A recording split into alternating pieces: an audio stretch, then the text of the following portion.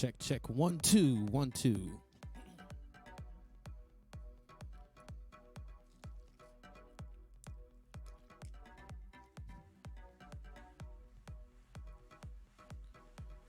That's right. Check. 1, 2. This is your host, Lazarus, and I always like to welcome you to the bottom of the rabbit hole. Down here today, we are going to discuss the transcripts of a Wachowski Q&A interview that I found on the interwebs. And it's actually from, I believe, the year 2000. It might be 1999. But you'll see the question, which makes me believe that it's the year 2000 that this takes place. But yeah, that's what I'm going to do. I'm going to read over the questions and answers that I found noteworthy, and give a little commentary in between some of those. There's like a bunch of questions here, so it's going to be a little bit of a longer live stream. But I wanted to, have a roadmap or some way to kind of organize thoughts in the live stream. I mean, I had fun on the first live stream, the test live stream. So shout out to everybody who came and participated in that. But yeah, with this, I got a little bit of a roadmap here. Excuse me. I'm going to read off some of these questions and Wachowski answers. And there's some nuggets here. What was cool for me was hearing some of the things that were answered because, there were some different Easter eggs and information that, for some of us hardcore Matrix fans or I guess commonplace knowledge, it might be fringe stuff for, you casual Matrix fans, but, it was cool to see where that information came from because, I'm all about tracking stuff back to the source. So, I really like to find when the Wachowskis themselves actually say stuff, and this is like really good towards that. So I'm just going to talk a little bit here, try to let people fall into the room a little bit, put that out on Twitter, so hopefully some people join us here. I see we got a couple heads inside already. And like I said, shout out to everybody who was at the last live stream. Shout out to everybody at the emulator parties. We've been doing the Quarantine and Chill series.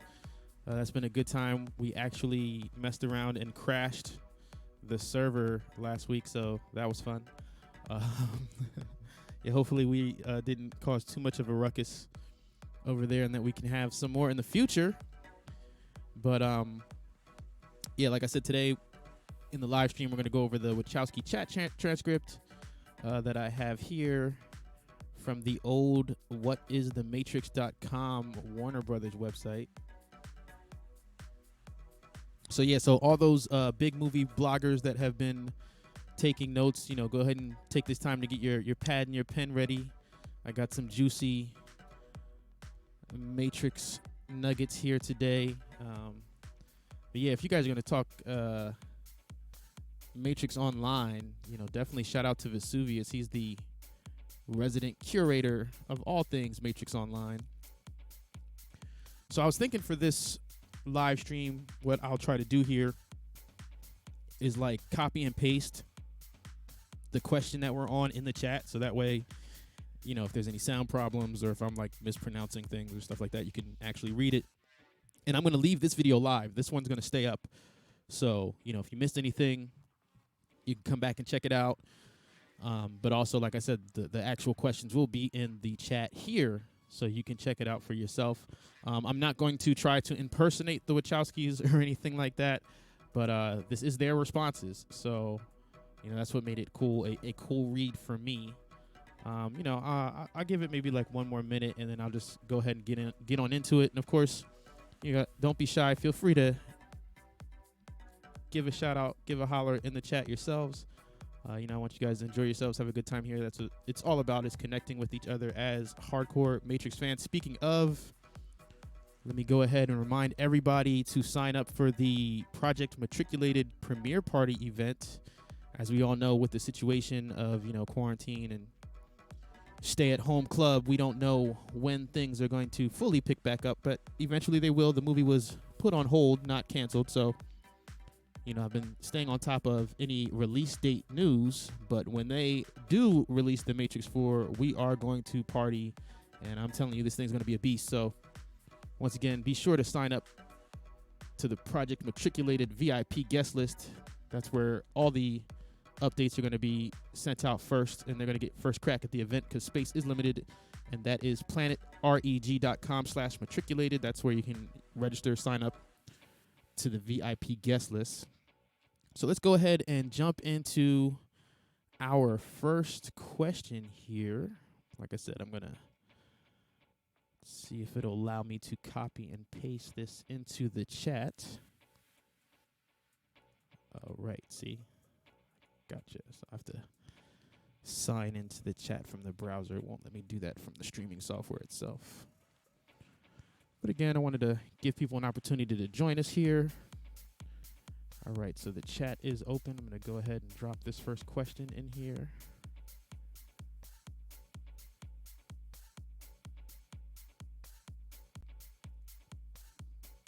Okay, so user I Love Nat Portman asked, can you give any information on the sequels or even confirm their existence?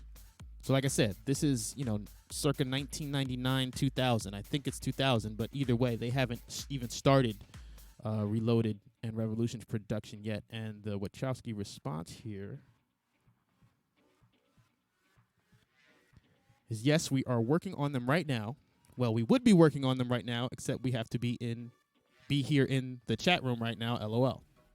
So yeah, you're going to see, they're joking around in a lot of these answers, having a good time with the fans, which is nice to see. That's weird. In the one chat, I can see them, repeating, but on the other chat, it looks different. That's interesting. But let's get on to the next question here.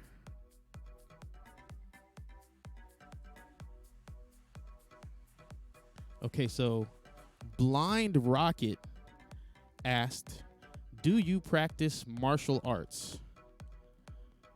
And the Wachowski response is, no, we do not, but we watch a lot of kung fu movies. So again, this is something that we know now as Matrix fans. We've heard that from them in other interviews. But in this particular chat interview, like I said, it's so new. The Ultimate Matrix Collection wasn't out yet.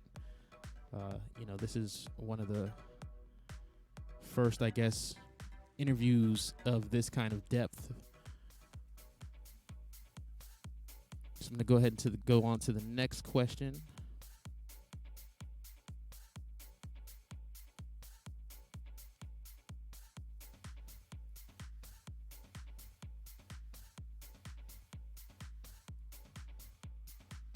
Okay, Agent Martin, and this guy asked a lot of questions, actually. Agent Martin asked, why didn't you both do the commentary on the DVD, Time Restraints? And the Wachowskis' response was,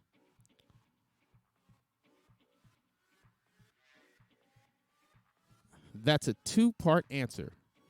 Part one is that we believe that the film is a collaborative media.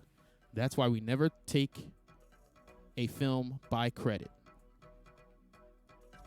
We think the other artists who help create a film are important and interesting, and for people who want to understand the process of filmmaking. And the second part is that we were too tired.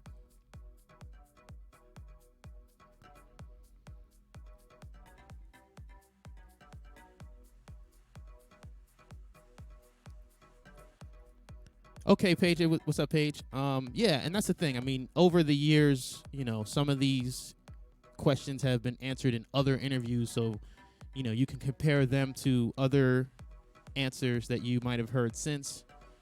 But that's what's kind of cool about this, digging up and finding this is kind of jumping in the DeLorean and seeing some of their initial reactions to some of these questions, because I do feel like some of the answers have gone more in depth since then. So hold on, let me jump on to the next question, which is from Hear You, which says, which anime inspired you the most and why? And there's actually a few anime questions from these fans here. So the Wachowski response was that we liked Ghost in the Shell and the Ninja Scroll and Akira. In anime, One thing that they do that we tried to bring to our film was a juxtaposition of time and space in action beats. Yeah, I was a big Akira fan myself, so it's always cool to, hear that they liked things that I liked.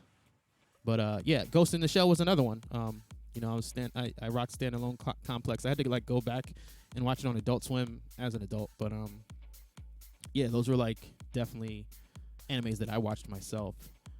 There you go. I mean, those are two big, classic anime titles. Excuse me, 3 anime titles that they admit was, part of the creative process in terms of creative inspiration.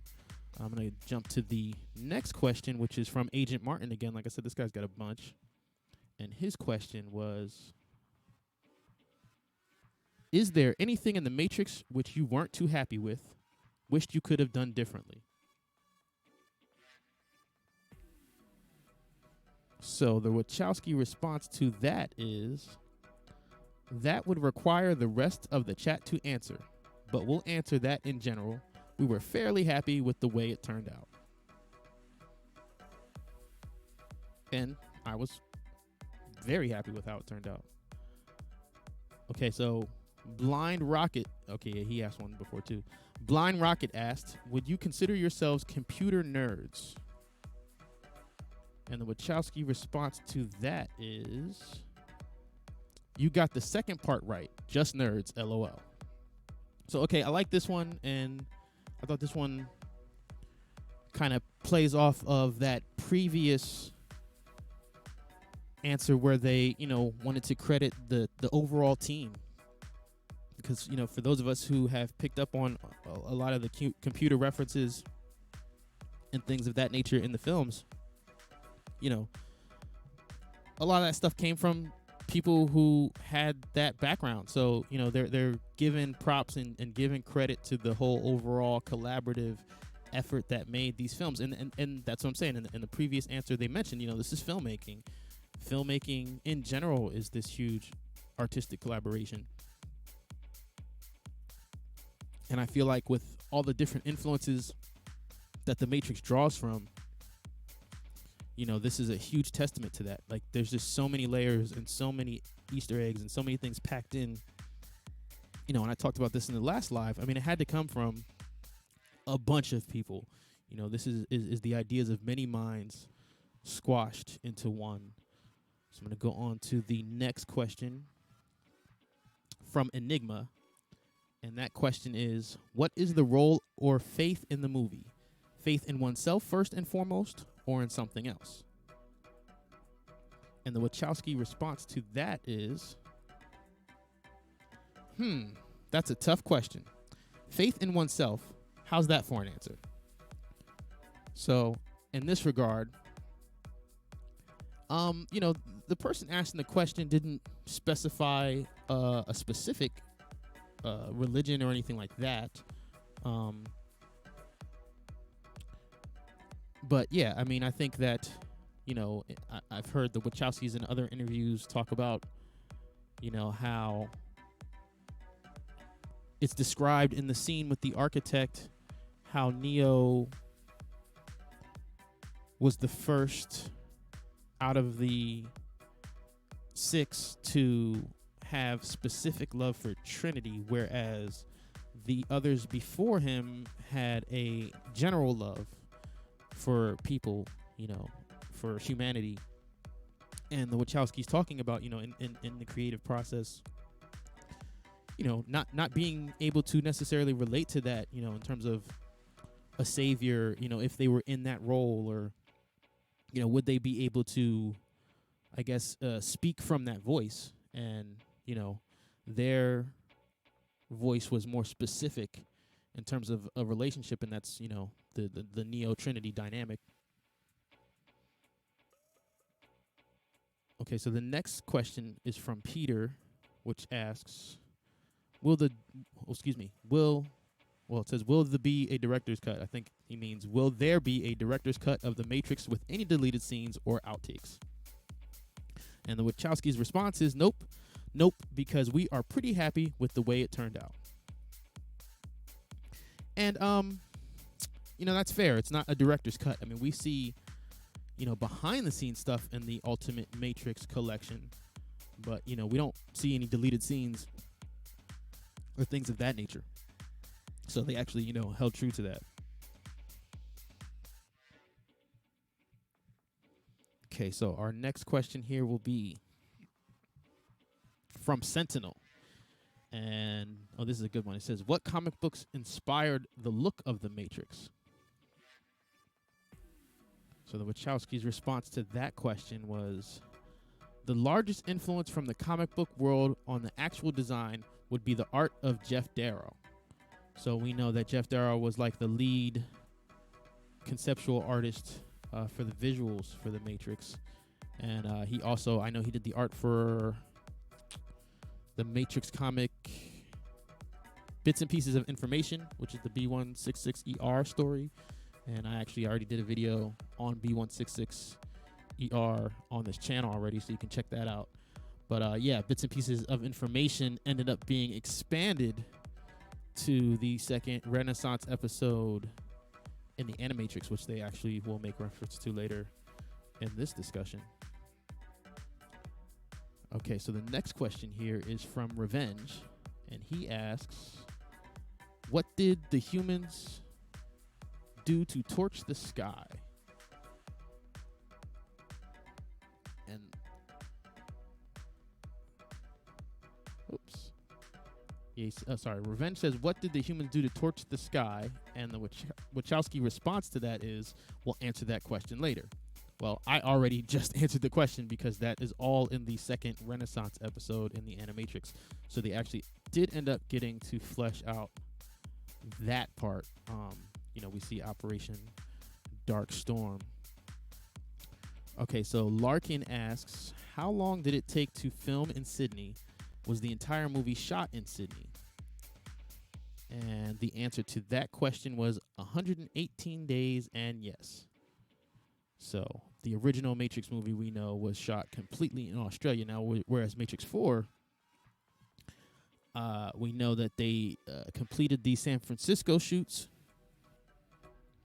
and they were getting ready to start in Germany before the pandemic hit and everything got put on hold.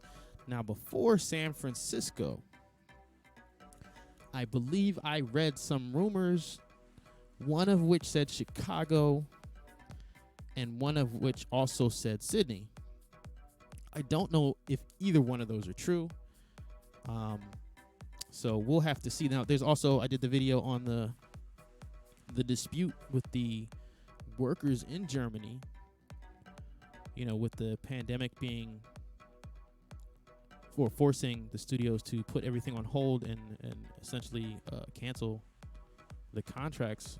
I don't know if the plan is going to be to resume production in Germany or if there's going to be a new location now. I'm assuming that the plan is to resume production in Germany. I know they built, a whole bunch of sets and stuff over there, so we'll have to just keep an eye out and see how that plays out. But I would imagine that if there was a new location, it'd either be in the United States or somewhere in Sydney. Okay, so Hokey Boy asks, were the filmmakers influenced by Alex Proya's similar themed Dark City? And this comes up a lot, actually. I've actually seen a lot of people compare The Matrix to Dark City. So the Wachowskis' response to that is, no, but we thought it was very strange that Australia came up to have 3 films associated with it that were all about the nature of reality: Dark City, The Truman Show, and The Matrix. So that's interesting. I knew that Dark City was also shot in Australia, but I was not aware that The Truman Show was actually shot there too. So that's what I said. This Q&A has some very interesting nuggets as far as Matrix intel goes. Oh, shout out to Alex Woods. I see you in the chat there, brother. Okay, so let's go to the next question. The next question is from Enjoy the Silence. And yeah, shout out to my mods in the building. Enjoy the Silence asks, how would you say Bound and The Matrix are similar? So for everybody or anybody who doesn't know, Bound was the Wachowski's directorial debut, and they actually had to do that to get the budget for The Matrix greenlit. But their answer to the question directly is, both films examine the idea of an individual searching for their true self while attempting to escape the box that we often make of our lives.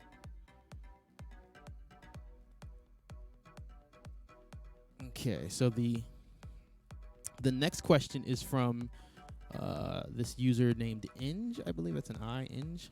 How long did the lobby scene take to shoot? And the Wachowskis' response is, it took 112 days to shoot the lobby scene. It took 12 days, not 112, so they had a little typo there. But yeah, that lobby scene is classic, iconic, and I did a GIF with that in it recently with Neo walking through the metal detector, totally strapped without a care in the world.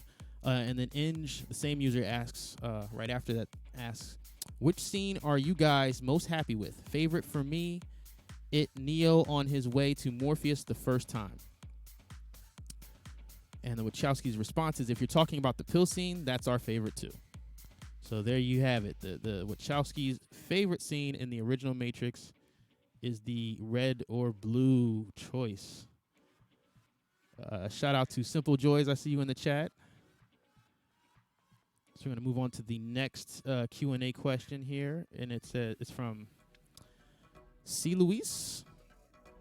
Why was it filmed in Australia? And the Wachowskis simply answer costs. You know, it was just cheaper to do it there. You know, it was already a big budget film.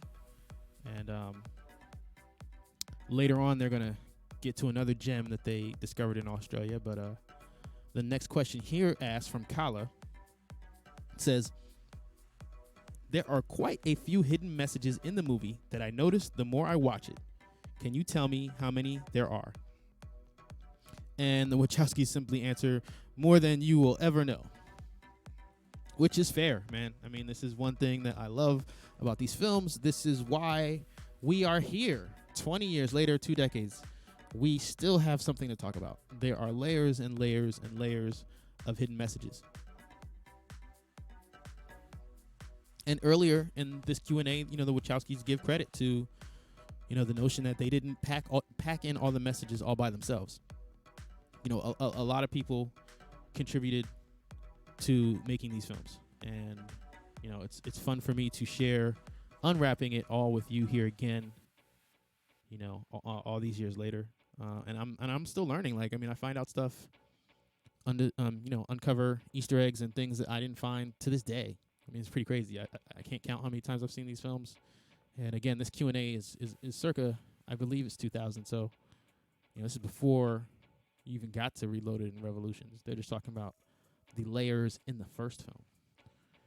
So the next question is from Sentinel again, who asks, what do you think of the fans of The Matrix? And the Wachowskis simply reply, we love them. So there you go. The Wachowskis love you. To all the Matrix fans in the chat. Okay, so the next question here from Mad Matt. You guys big Jackie Chan's fans? And the Wachowskis responded, yes, we love a lot of Hong Kong cinema. Jackie Chan in Drunken Master 2 is fantastic.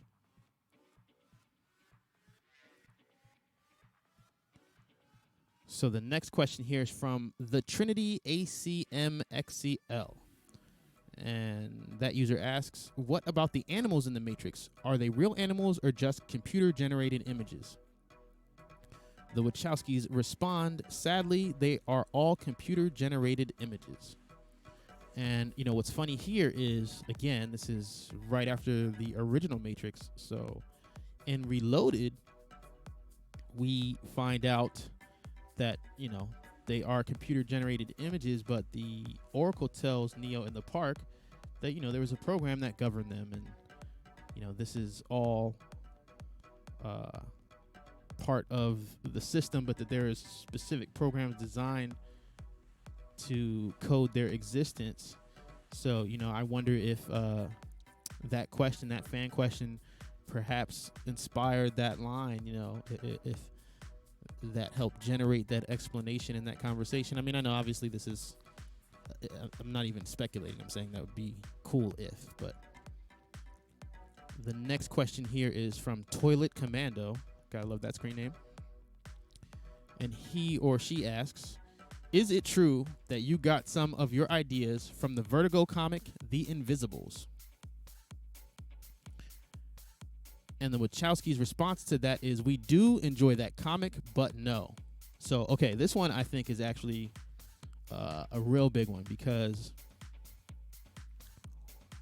you know, this is one of those pieces of work that keeps coming up in terms of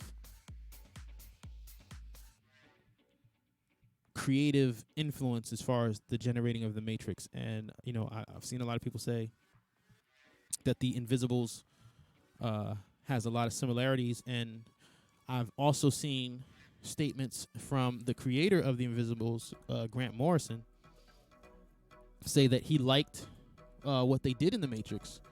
You know, I've seen people also say, in fact, I've seen Grant Morrison say that, you know, concepts from The Invisibles, from his comic book, were used in making the Matrix, but, you know, he didn't try to take this to court or make any claims like that. However, he was not a fan of the second and third film.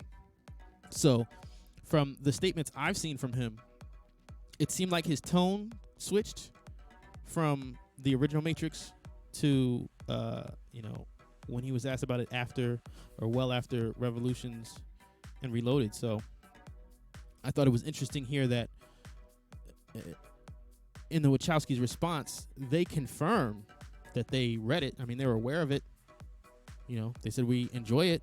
They were fans of it, but, you know, that they didn't use it. Now, you know, you can always, I believe it was the comics, Dane Cook and, I'm not going to remember the other comic's name, but they had a dispute over, Louis C.K.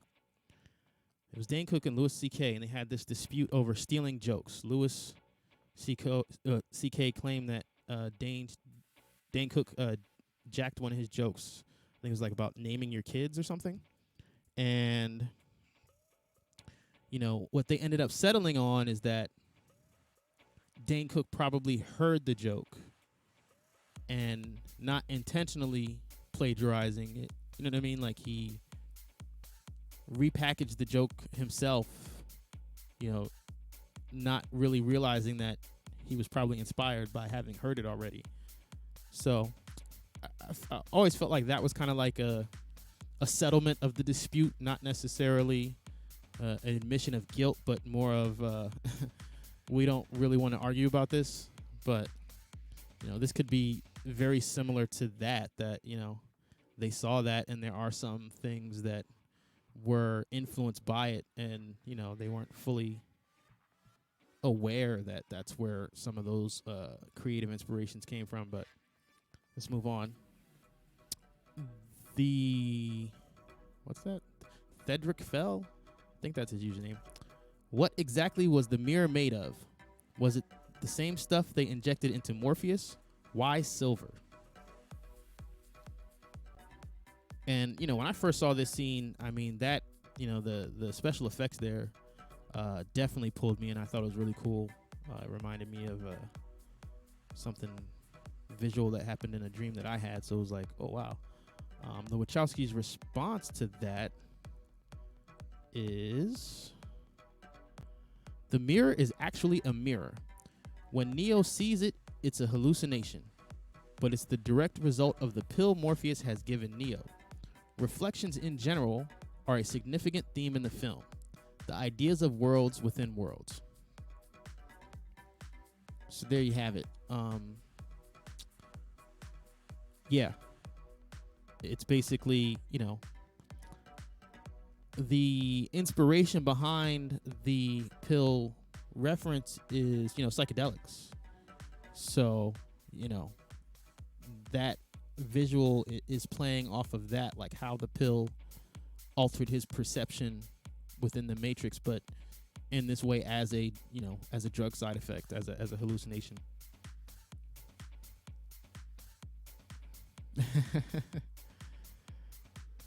Agent Martin asks, oh, and real quick, and this is what I love about seeing these responses. I like to hear it from the horse's mouth. I like to hear, what the creators had to say about it. We'll get into, the audience experience a little bit later in these, but yeah, I thought that was cool. Okay, so let's go on to the next one. Agent Martin again asks, are you surprised by the amount of internet life that the Matrix has spawned, fan sites, etc.? So the Wachowski response to that is, surprised, yes, very surprised. We are very completely stupefied by the fan response to the film. So I thought that was cool, because, here we are still in hardcore fan mode all these years later. And then, okay, so this is something I forgot to say. So reading back over these chat transcripts, excuse me, what it looks like is happening is that this was actually like the one user asked, how come you guys didn't do DVD commentary? So what this chat appears to be is a live chat while the movie's playing. So they're commenting and answering these questions as the movie is playing in real time. So this next thing I'm going to read is them commenting on something that's happening on the screen. So it says, of course, the character limit is too much for me to type this all in one shot in the chat. But it says here, on the screen, Morpheus offers Neo the choice of 2 pills. So when they're watching this as they're typing, they're at the pills, the red versus blue screen. So the Wachowskis' comment to that part of the scene is that the idea of the reflection, the 2 Neos in Morpheus's glasses, is that represents the 2 lives that Neo is leading. In the left lens, we see the blue pill and Thomas Anderson. And in the right lens, we see the red pill and Neo. So I know in one of my videos, I point that out. I mean, there are other videos, Easter egg videos that point out that if you look in Morpheus's lenses, you can see, different movement from Neo, and they just broke that down. But that's what I'm saying. Like, that's what was cool to me about finding this text, because, yes, there are some people who were perceptive enough to see that. But for the most part, I think a lot of people miss that. So when I see these Easter egg videos and things like that, now I'm like, oh, now I know how people know where to look for that or how they find that.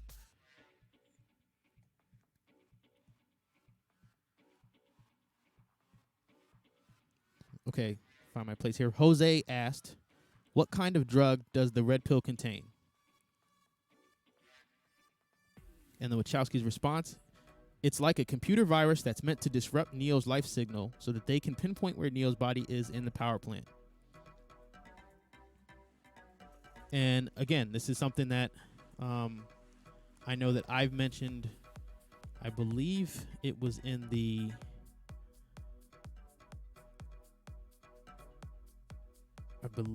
Red Pill Rage video, but in one video I, described that that's what the red pill was doing, disrupting, Morpheus says disrupt your input-output signal. But like I said, it's cool to see them explain how they perceive that it worked. Okay, the next question here is Unholy Trinity asking, when did you think about making this movie for the very first time? Was there a kind of special inspiration given by any event, occasion, or something like that? So the Wachowskis' response to that is, it all happened very rapidly. We were working on another comic book, and a friend asked us if we had already had any ideas for a new series, and we said no. And then we just started talking about a couple of ideas that we had been working on in connection to cyberpunk fiction, and a whole idea sort of exploded over a period of about 3 days. So basically, the takeaway for me is just kind of that. Again, all this, I've heard later, but them saying that the idea was originally, in the comic book space, that was the space they were working in, and from there it just kind of grew and grew and grew and grew and grew into the collaborative effort we know as the Matrix film. Okay, so the next question is from Doc, and he asks, so was the Japanese animation Megazone 23 an inspiration for the Matrix? The story seemed very similar. The Wachowskis' reply is, I've never seen it, but send us a copy. It sounds good. So the reason why I left this one in here is because, like I said, they already mentioned that Akira, Ghost in the Shell, and Ninja Scroll were absolutely influences. But then this user asks about Megazone 23, and the Wachowski's like, well, we've never seen it. And I think this is something that happens a lot.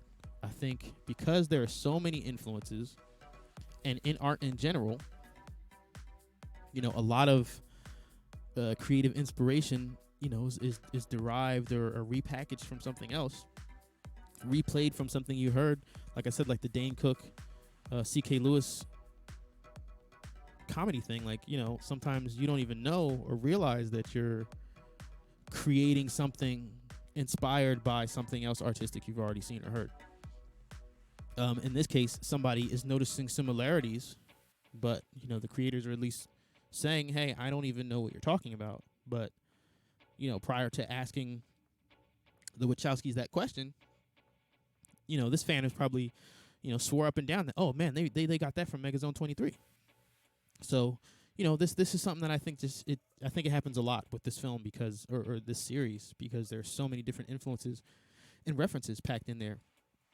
And they in the Ultimate Matrix collection, in the philosophy of the Matrix, they talk about the different philosophical references that they drew from.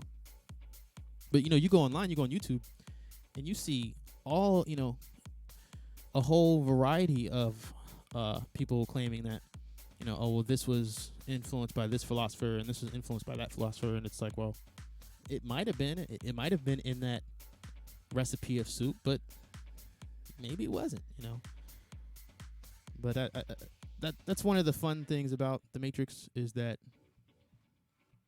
like Bible verses, they can be used to say a lot of different things. So I'm gonna go ahead and move on. The man asks, how did you guys come up with the idea for the Matrix? Playing video games, shock therapy?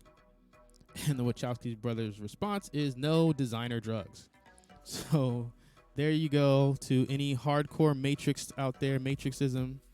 They gave a shout out to, or rather, I did that video on Matrixism, and I talked about how heavy the influence of psychedelics was in that whole movement. So there you go. From the creators themselves, they were inspired by designer drugs. Okay, Star22 asks, are all the religious symbolisms and doctrine throughout this movie intentional or not? And the Wachowskis simply respond, most of it is intentional. As I mentioned with the philosophy thing, they purposefully pull from different references. It's not just one theology. I've seen, many talk about it being heavily rooted in Christianity, but I don't know that that's a fair assessment. I think that there is, a lot of Buddhism. I think there's a lot of things. So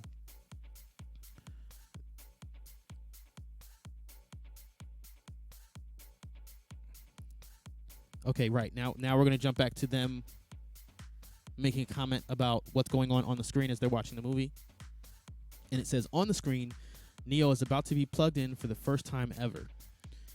So the Wachowskis say, one of the things we tried to do with the Neb for when we were shooting in the real world was use long lenses to separate the humans from the backgrounds, as opposed to when we shot the Matrix, we used short lenses to place the humans in specific deep spaces. We also tinted all of the lights blue in the real world and green in the Matrix. Okay, so I'm going to say that again for those in the back. We also tinted all of the lights blue in the real world and green in the Matrix. So for all those guys and gals who tell me that I don't know what I'm talking about and I watched the wrong movie when I say the real world is the real world and the Matrix is the Matrix in the Matrix, and that the Matrix is not Inception. Again, in the video, the Matrix is not Inception. I point out that the cinematographer and the production designer, cinematographer is Bill Pope, the production designer is Owen Patterson, and here you have the Matrix creators themselves, the Wachowskis, telling you the blue tint, or excuse me, in their words, all of the lights blue in the real world, right? We tinted all of the lights blue in the real world and green in the Matrix. Like, to me, that's the end of the discussion. They made the movie. Like, there's your difference. There's your sign. That's what tells you the difference. They don't say anything about the blue tint being the second layer of the Matrix. They don't say anything anywhere about there being a simulation in the simulation. They just don't say it. Now, we'll get into later why believing that isn't necessarily a bad thing, right?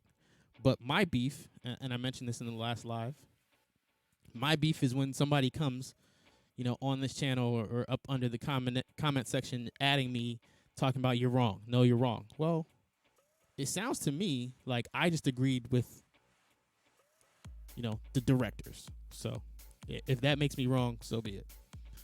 All right, moving right along.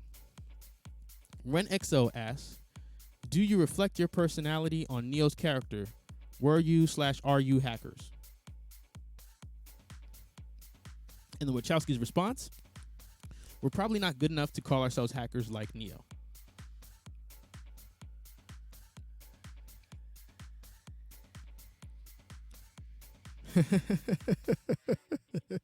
Shout out to the mods. Never go full Alex Jones. That's funny. No, but right, with the whole hacker thing, I mean, they kind of mentioned that before. Somebody asked if they were computer nerds, and they said just the second half nerds. You know, I've definitely seen the hack in Reloaded where Trinity is shutting down the power grid. You know, people, actual professionals say that that's a legit set of commands that would, you know, constitute a real hack. And again, they could have, you know, consulted with somebody about that. They're not claiming that they had that knowledge on their own. But I'm guessing, you know, especially at the time this came out, that they had some rather an advanced knowledge of technology, especially at that time, and especially the way this movie came out. But again, it was a collaborative effort for the trickier stuff or the more complicated references. I'm sure they had people on board who were really about that hacker life. Okay, so now we're going to go back to on the screen. We're in the scene where Morpheus shows Neo the desert of the real, which is actually one of my favorite scenes. That scene, that visual, really, really hooked me into the franchise. I talked about that towards the end of the B166ER video here on this channel. But hold on one second.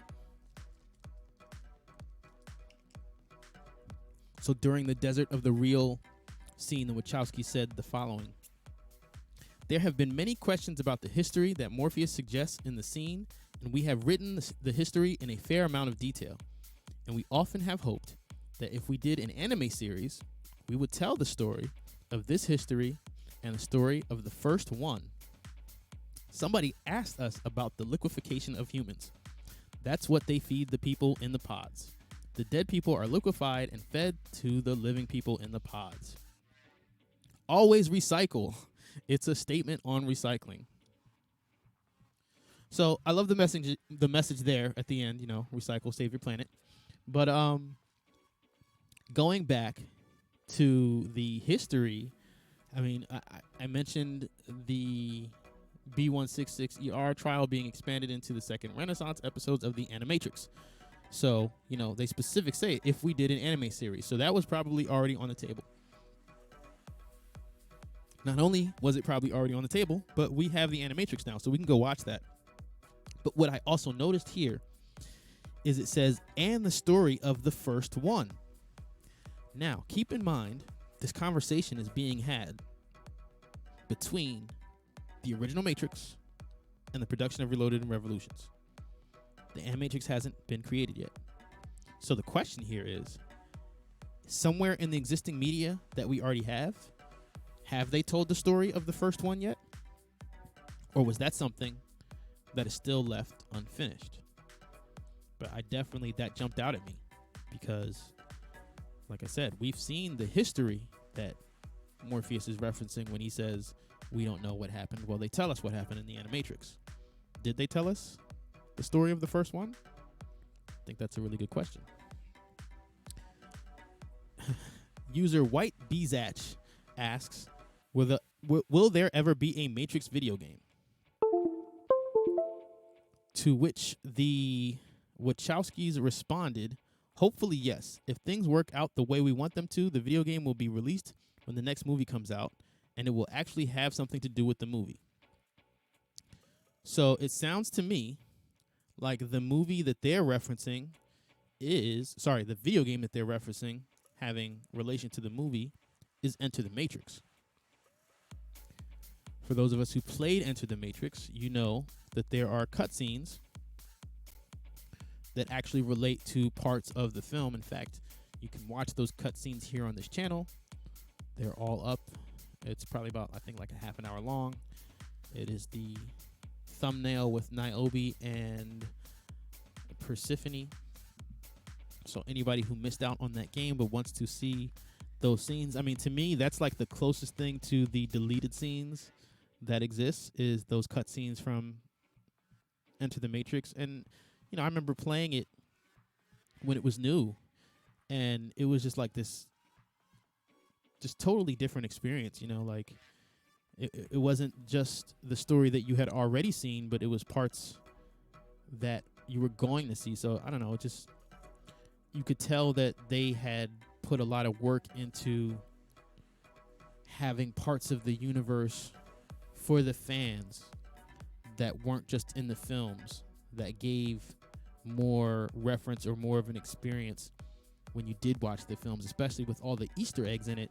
I mean, that's one of the reasons why I started this channel, is because, you know, I feel like a lot of the big movie blogs that talk Matrix, that, you know, a lot of these people writing don't actually love the entire thing. Like, you know, maybe they were fans of the first film and fell off on the second and third one, and, you know, I get it. That's a popular opinion, right? But to me, when you did experience everything, you know, there's just, you see things differently. I mean, it's very hard to articulate, but I feel like it made things come together, you know, playing Enter the Matrix and reading the comics and watching the Animatrix and playing the Matrix online. Like, I just feel like, yeah, page 7 said parts from another angle too. I mean, and the Wachowskis are like known for this, right? They'll take something and they'll look at it one way, and then they'll turn it around and they'll look at it another way, and then they'll flip it upside down and look at it that way. And that's what I'm saying. I feel like when you add the different corners and pieces of media, it like forces you to do that. And I feel like that's how you maximize the experience. That's how you really get the most out of it. But that's another thing I love about the trilogy. It's a choose your own adventure, man. You take as much or as little as you like. So let's go on to the next question from Chandler here. It says, since you have worked with the same composer and cinematographer, the great Bill Pope, did you find that it was easier to think ahead about a visual or music style for the film? To which the Wachowskis' response was, did Bill Pope ask this question? No, but it's easier to execute them. You develop a shorthand language with people you've worked with before. You tell Bill, we need a B move, and he knows what to do. So I feel like it's great that they asked this question back then, because here, right before we get ready for Matrix 4, you have Lana Wachowski having a consistent relationship with the writer David Mitchell and Alexander Heeman, and also the cinematographer again, although this time it's not Bill Pope, it's John Tall, who I've mentioned in other videos as well. So that whole symbiotic relationship that the Wachowskis are referencing here, I believe we're going to see some of that in The Matrix 4. I think that that's a trend that I've noticed with Lana Wachowski, and I don't disagree. Artistically, I know what that space feels like. You almost get to a point where you're like reading each other's minds. You don't even have to say things sometimes. You just, they hear something and they're with you. They already know what you want to do. And I think that's really important, especially with collaborative efforts like filmmaking. Music collaborations is where I know this from, but it's very comfortable. It's very productive when you're at that point with the people you're collaborating with.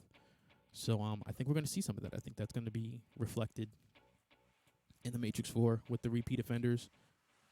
Coming over from Cloud Atlas and Jupiter. Pomeru asks, my friends and I are wondering what anime you showed the producers to get this movie greenlit. To which the Wachowskis respond, if only it had been that easy. We had to draw the entire movie, and Keanu Reeves had to agree to do the movie before anybody greenlit it. So, what I think is interesting here, on the Ultimate Matrix collection, they actually show all the different storyboard images, and they're not kidding. They literally drew every scene comic book style. And I think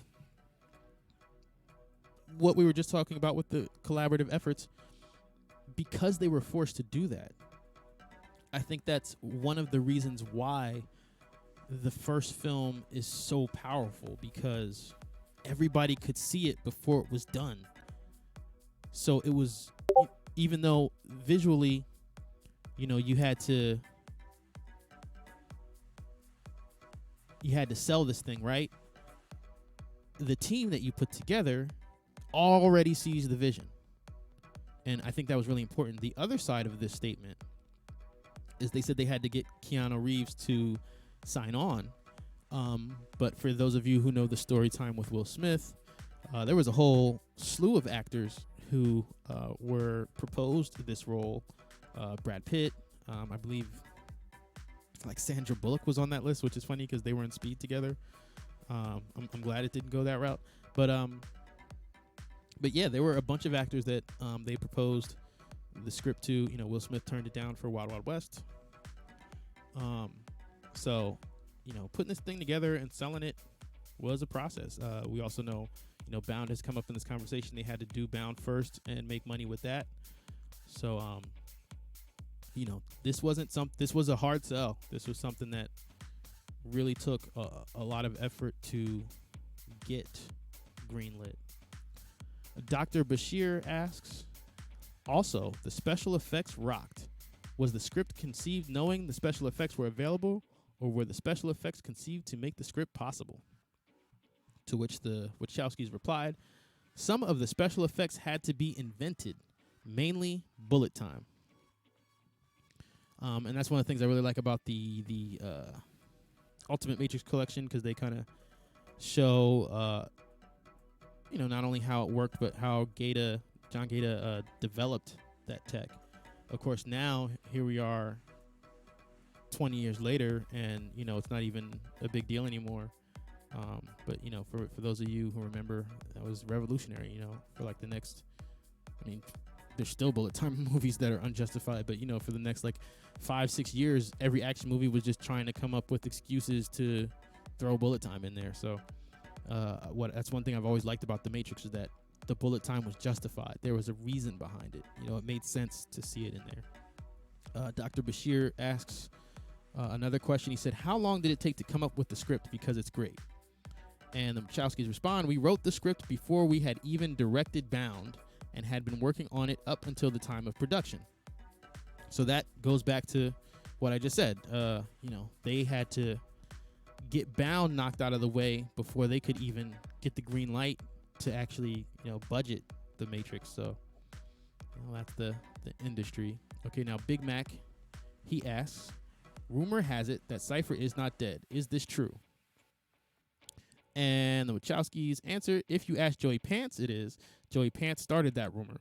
So this is the quote that I put in my last video, because for those of you who know, Joey Pants is Joe Pantoliano, and recently he's been in the media because he did a Real Blend podcast during this quarantine. And Cinema Blend reported, and of course all the other movie blog sites piggybacked off of their report. But I like to track it back to the source. And Joey Pants said that he asked Lana Wachowski about being in The Matrix 4, to which she did not respond.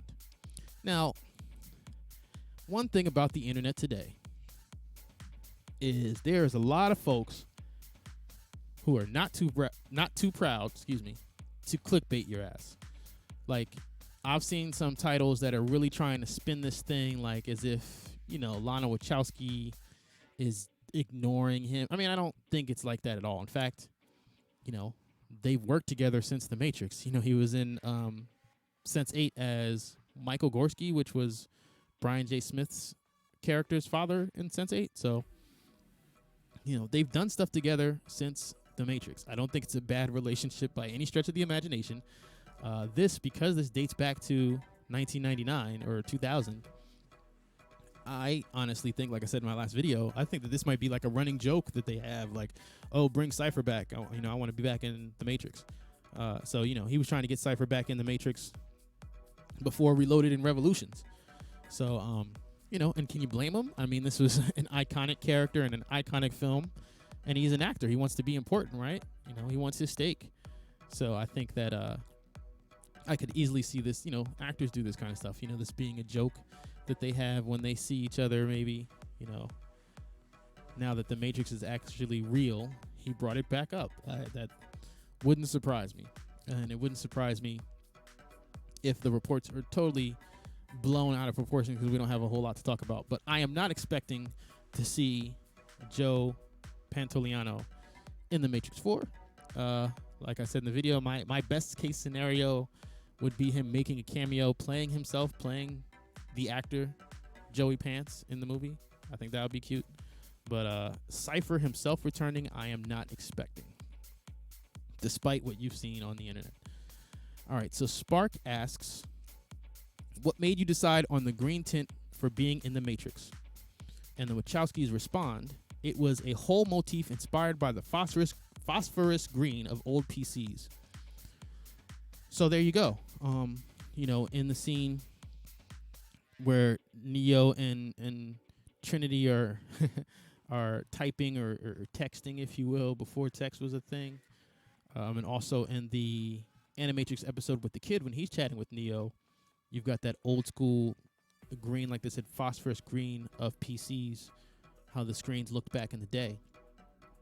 And like I said, to me it's cool to see, the Wachowskis themselves say where these inspirations came from, because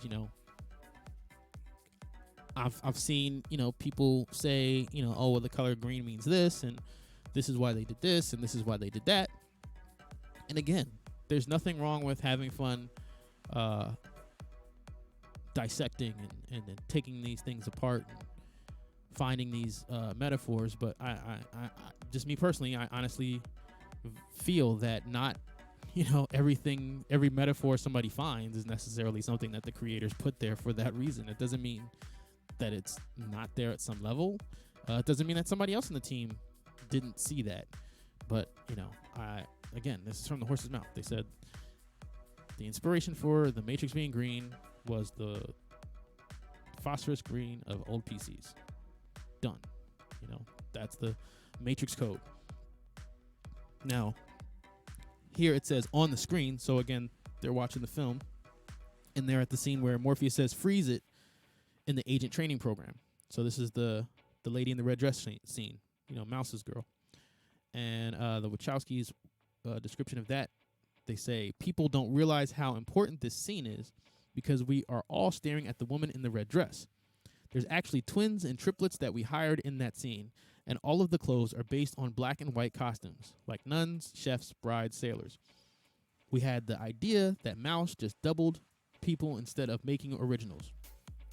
But we couldn't afford to do it digitally, so we ended up hiring as many doubles or as many twins as we could find in Sydney. It was kind of like a bad dream on the set. So what I think's funny about that is that so Mouse was copying and pasting, which, is no big deal now. But at the time, digitally, that was going to be, like hella expensive. So it was easier for them to just get a bunch of twins as extras. Now, again, there's plenty of videos that point out this Easter egg in videos and explain what they just said. But for me, I think it's cool to find out, how people know that. I mean, I believe they actually discussed that in the Ultimate Matrix collection, perhaps in the Matrix Revisited. I'm not sure if that's the DVD of the collection, but I know they do tell us that somewhere in there as well. Okay, so the Wachowskis say that Cypher at the beginning of this scene. Oh, right. Okay. Now they're talking about the scene where right before Cypher meets with the agents, the classic steak scene. And the Wachowskis say that Cypher at the beginning of this scene is setting up an automated system to allow him to go meet with Agent Smith. So this is a juicy one because, again, I covered this in the, I think it was like the Matrix Makes Sense video, where I took apart an article that talked about all these things that supposedly didn't make sense in the Matrix, but I explained how they are in some ways explained and aren't as far-fetched or movie sins like people claim. And in that video, I showed the example of when Trinity and Ghost go inside the simulation in one of the Enter the Matrix cutscenes. And now this is a construct. They're like either on the hovercraft or in Zion. Like, they're not in the Matrix, but it shows that they jacked in and out of the construct without an operator. So the point being that they showed you at some point that you could jack in and out without an operator. Now, they might have gone back and added that cutscene just because people were, complaining about, how did Cypher get in and out of the Matrix without any help? But that's what I liked about this statement that they made here, is that they, again, from the horse's mouth, from the creators themselves, they say that it was an automated system. So Cypher jacked himself in and jacked himself out of the Matrix. For anybody who wondered how, they tell us here that, he set up a macro or, some type of automated program that executed sending him in, and maybe he had a timer on how he got out, or they aren't real specific about the details. But the next question is from a user named Freethinker, and it says, just out of curiosity, do you guys hold to any religious beliefs? To which the Wachowskis reply, non-denominational. So that's pretty straightforward. And then on the screen, they're at the Breakfast of Champions scene, where they're on the ship eating the goop. And the Wachowskis tell us that several of the cast members actually got sick eating this stuff during that scene. And, that stuff looks sickening. So I'm glad I didn't have to eat it. I don't know what it's made out of. But, yeah, they earned their paycheck that day. Yeah, I like that. It could have been voice recognition. Yeah, the technology of the future, I mean, it shouldn't be too far-fetched to see Cypher be able to set up a system where he can get in and get out. Okay, so the next user's name here is Astral Traveler, and they ask, how did you choose the music? The Wachowskis say, for the most part, we chose the music ourselves, but we hired a consultant DJ in L.A. named Jason Bentley, a musical whiz kid who had a lot of swell ideas. So there you go. A lot of that iconic music that was a staple in the Matrix, in the club scenes and so on, was influenced, or rather referenced, by a professional DJ. Biggie Smalls asks, how many blue screen, green screen shots are in this movie? Wachowski's reply, that's a good question. There's 450 digital effect shots, but green screen probably about 125. So that's actually a fair amount. I didn't think what. Yeah, there's 450 digital effect shots, but green screen probably about 125. So right. So a lot of CGI, as we all know.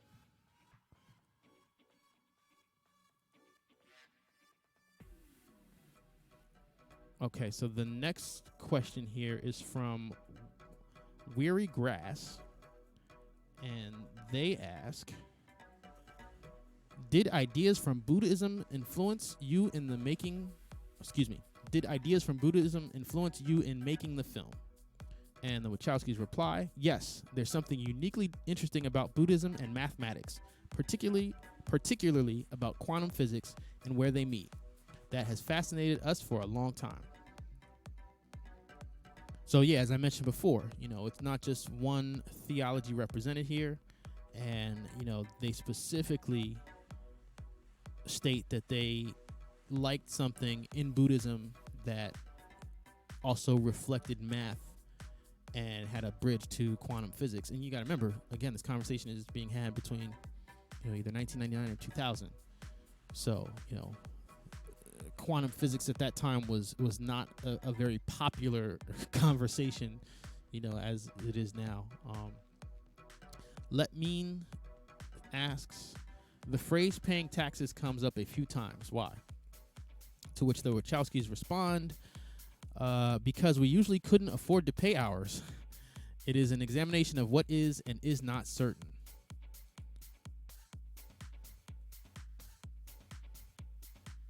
Okay, so Wes Brown asks, is the title The Matrix related to the mitochondrial matrix located in cells, the site of cell respiration, the creation of energy in humans? Okay, so the Wachowskis' answer to that is, like the movie itself, there's a lot of wordplay, a lot of hidden other meanings, a lot of multiple meanings. Besides that, we also like the definition, the mathematical definition of the use of matrix, or the use of it in terms of a woman's womb. So yeah, I've heard that in terms of the matrix being the womb a lot. But yeah, I mean, they flat out tell us that there's a lot of multiple meanings. There's a lot of layers to this thing. And, there's even layers to the use of the title. DVD Reporter 383 asks, do you surf fan sites? Do you have the time? And the Wachowskis respond, we've looked at a few sites. There's some cool ones out there. Again, this was back around 2000, but they said they checked out a few. Maybe we'll get lucky and they'll check us out here. We got up to what's that? We're getting close to 700 subs, so maybe they're among us checking in. Virtual Matrix asks, what is the significance of Neo eating the Oracle's cookie? There was a piece cut out of the movie that explained the significance more. It's hard to explain. So I did mention that in the video here. Again, you have to remember at the time, the whole internet cookie thing was not commonplace conversation. Since all of your information has been sold through ad space here on the internet, now a lot of people know what cookies are. But at the time, it was like, not a popular thing. But I always, how do I put it? I don't remember when I picked up on that. I mean, it wasn't in the first Matrix. It definitely wasn't until, I want to say, probably not until Revolutions for me. But I did define, internet cookies in another video here. Probably the meeting with Morpheus video. But once again, what's interesting here is they earlier said there is no director's cut, right? But this is admittance of something that got cut out that was an actual scene. So I'm curious to see what was taken out. Like, I would love to see their on-screen explanation of the Oracle's cookies. Because, like, I believe I mentioned this in that the last live stream. Because I'm under the impression now, going back and looking at things, that the candy might actually have a specific significance and not serve exactly the same primary function as the cookies. But I'll deal with that in the future.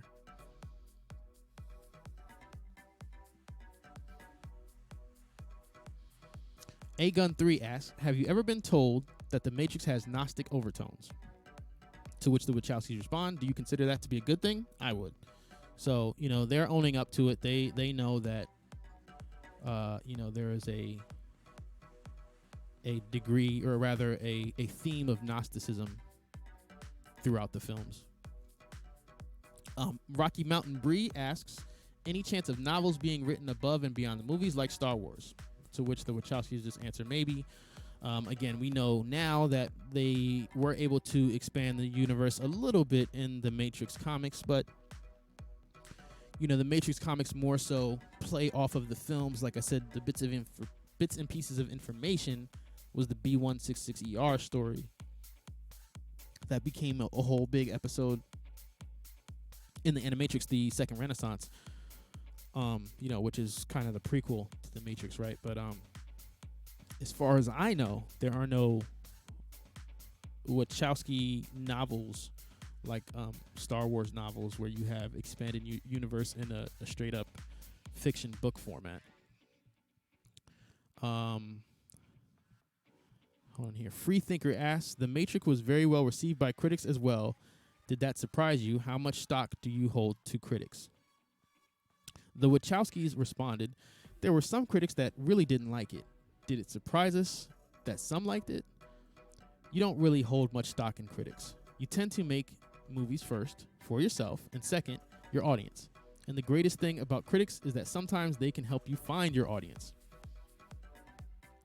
What I like about that is actually in the Ultimate Matrix collection. So here you can listen on this channel. You can listen to the commentary by Ken Wilber and Dr. Cornel West. Dr. Cornel West plays Dr. West in Revolutions, but the point is that those are both philosophers that the Wachowskis respected and said were some ways influential in the project. Okay, but then they also have commentary from critics who hated the films. So, again, it's very interesting that, they take things and look at it from different angles, but they're even willing to, not be in that kind of insecure space where they're not willing to listen to bad criticism. They'll even, see what the haters have to say, so to speak. I mean, you can learn, from that. So, okay, let me find my place here. Okay, right. Agent Mar asks, what was the thinking behind the use of numbers that can be read both ways, like 303 on the hotel door where Neo meets his destiny? And then on the screen, they're watching the movie. It says The Escape from Lafayette Hotel. The Wachowskis say this scene, this set right here, the wet wall, is something like 40 feet high, and they were actually really worming their way down the wires. Hold on, let me see. Did they not answer that question? Give me a second here.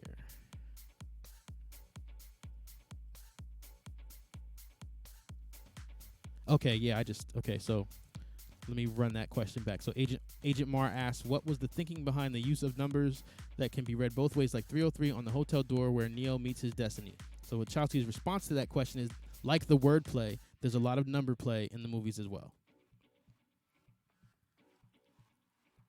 Okay, now we can go to where they're watching the movie, and this is the scene where Agent Smith captures Morpheus, and they said this set right here, the wet wall is something like 40 feet high, and they are actually really worming their way down with wires.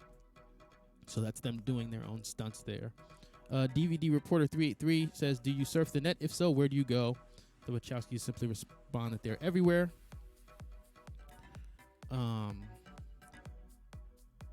See here.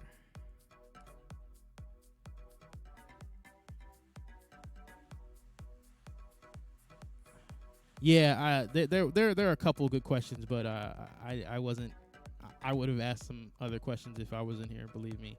And also remember, this is just about the first film. Lynn USA asks, do you believe that our world is in some way similar to the Matrix? That there is a larger world outside of this existence? So this has become a very popular topic since the Matrix, and especially, in pop culture today, the whole simulation theory. To which the Wachowskis respond, that is a larger question than you actually might think. We think the most important sort of fiction attempts to answer some of the big questions. One of the things that we had talked about when we first had the idea of the Matrix was an idea that I believe philosophy and religion and mathematics all try to answer. which is a reconciling between a natural world and another world that is perceived by our intellect. So I feel like that's like like a nice like politician answer. You know, it was like you know, it's a good non-answer, you know, but you know, it wasn't yes, we're simulation theorists or no, we're not, you know. But I do, you know, I've always loved the Matrix trilogy for getting people to ask some of these questions. You know, I think a lot of people are willing to think about simulation theory who would have never, you know, taken themselves there if they hadn't seen the films. Godbox asks, confronted with Neo's choice, which would you choose? To which the Wachowskis simply answer, blue pill. So there you go. I mean, you know, they're it's funny and sarcastic with a lot of these responses, but reading the text, they're blue pillars by choice.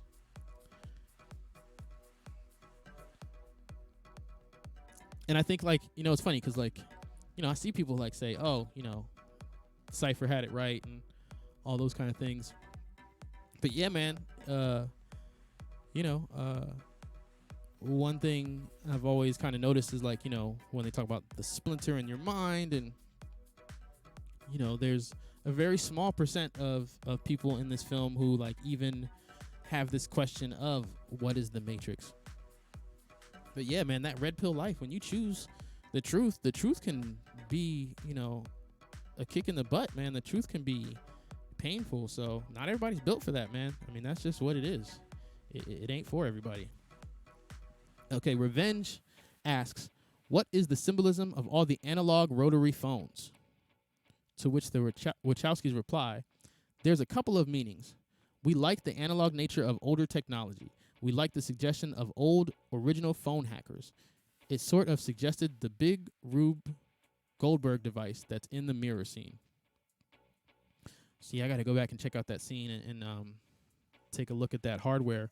But yeah, when they're talking about the old school phone hackers, I don't know who here has seen the movie Hackers. But like I remember when I was like a kid, like a friend of mine had, I don't know, it was like this, like it was like some type of like digital recording device, and like the movie Hackers, like they recorded the tones, and you know you could put the tones, you know you could put it up to a payphone and play back the tones, and that was like you know, tone currency, like you know you could call internationally without paying, and like when I saw that thing, I thought it was the coolest thing in the world. You know, I think like after the movie Hackers came out, like, you know, I think they did something on the phone side to make that not work anymore. But when anybody who's seen that movie Hackers, like that was a thing, you know, that whole tone play thing to get free long distance calls. Okay, so now you've got on the screen, you've got Morpheus captured by the agents. And the Wachowskis' statement about that scene is, that's the largest translite ever constructed. Interesting fact. That is actual mercury in the hypodermic needle, by the way. It was considered one of our most dangerous sets because we had mercury. It had to be poured into the hypodermic needle. So the silver you see in the needle that they're injecting Morpheus with is actually mercury. Stone asks, was the Alice in Wonderland theme just whim, or did you guys have a big love of it? To which the Wachowskis respond, big fan. It's a brilliant book. Many of the themes we tried to echo in The Matrix. So again, for all those, you know, different videos and people, I think there's actually a book about the Alice in Wonderland references of The Matrix. You know, that those are legit. You know, these guys, the Wachowskis definitely wanted to have those influences reflected in the films. Sinclair asks, why were they only able to jack in the Matrix through hard lines, but still able to communicate over cell? Okay, so the Wachowskis respond, Sinclair, good question. Mostly we felt that the amount of information that was being set into the Matrix required a significant portal. Those portals, we felt, were better described with the hard lines rather than cell lines. We also felt that the rebels tried to be invisible when they hacked. That's why all the entrances and exits were sort of through decrepit and low traffic areas in the Matrix. And then that also kind of speaks to, the end of Revolutions, where Neo is in the Machine City, hardline connected, directly through the Deus Ex Machina. So that's like the cleanest, hardest, most powerful connection to the Matrix you can have, right? The 12th Monkey asks, the guy that played the lead agent was worryingly convincing. Did it take a long time to find him? The Wachowskis respond, yes, actually, and that was one of the fortuitous things about going to Sydney, is that it led us to find Hugo. And, for, me personally, I think that, like, that was definitely one of his best performances ever. But, yeah, it was a great cast. They really found the right guy to play Agent Smith. Okay, so Riri Grass asks, you said in an interview that string theory might show up in the film. Did it? The Wachowskis respond, maybe in the next one. I have just now begun to understand string theory. So I'm not like a string theorist specifically, but if there's anybody who's really like knowledgeable in string theory and it came up in the Reloaded and Revolutions installments, please do let me know. Don't be shy. I'd love to know more about that if that is how it actually played out. Zeus asks, how did you finally choose the names of the characters? And the Wachowskis respond, they were all chosen carefully, and all of them have multiple meanings. So there you go. That's another confirmation where, when you're looking up the definitions and the wordplay of the names, they're saying all the characters have multiple levels to their names. Lincoln asks, what is your favorite line in the movie? The Wachowskis respond, dodge this and there is no spoon. We also like that one. Those are classic lines. And dodge this is actually because they said this was their favorite line. That's what made me come up with the thumbnail for this live, because that's from that scene. But there is no spoon is probably the most iconic in terms of capturing the film. Mayhe asks, do all of the things that happen in the Matrix have some computer-based analogy, or did you just do some of it because it was cool? The Wachowskis respond, yes, we like to try and pack as much stuff as we can in when we do a movie. So some of the stuff we do relates to the narrative, and some of the stuff we do because we like it. Enigma asks, the character Neo, is Neo his real self and Thomas Anderson who is required to be? The Wachowskis respond, Neo is Thomas Anderson's potential self. And what's funny, because it's like when they say that, it kind of actually makes me think of like Fight Club, right? Where you have Tyler Durden, being the version of himself that he'd like to be. On the screen, the agents have fallen. Okay, so this is when they're rescuing Morpheus. We're at that scene, and Neo says, get up, Morpheus. Right before he says he's not going to make it, right? And the Wachowskis say, the idea of bullet time came about because we wanted to shoot an event at incredibly high speed, which means slow motion, but move the camera at regular speed, which is impossible. The first theory for bullet time involved a rocket camera that was abandoned for safety purposes. Then John Gaeta suggested a digital solution, which brought it to the screen. So there you go. That's how they developed bullet time. Keanu Carey asks, which scene was the hardest to shoot?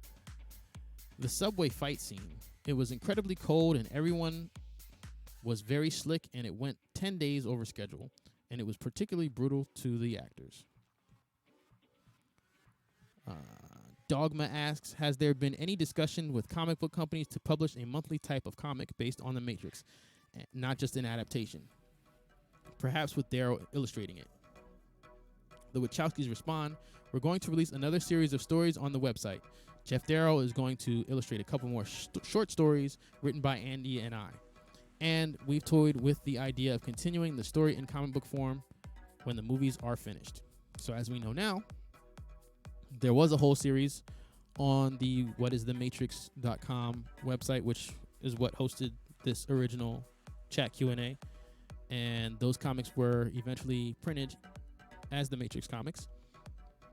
And you can read all of them in the 20th anniversary edition Matrix comics, because there was a couple that didn't go to print before, but they're all in the 20th anniversary edition. And there's actually, I put a link to that in all the videos, so if anybody wants to get that for themselves, you can hit that up. Lost my place here. Okay, so Tonka asks, what do you think about Star Wars? And the Wachowskis respond, it was one of the first films that we went berserk over when we were kids. So they were Star Wars fans at one point. KR asks, how long had you been working on writing the story, and was there rewriting going on while filming?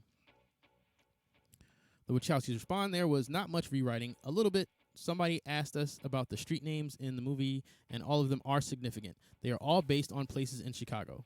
So as some of you may know already, the Wachowskis are from Chicago, but I have seen that before where like literally every street sign that you see or, you know, reference Adams Street and all that stuff are actually streets in the city of Chicago.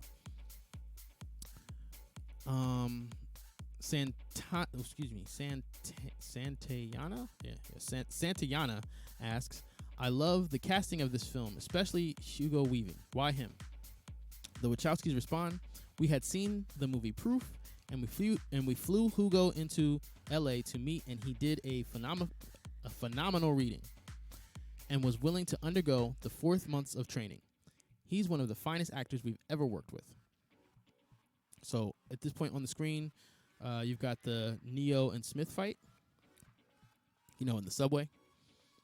And the Wachowskis say about that scene, this shot here, the showdown shot, is a homage to Sergio Leone.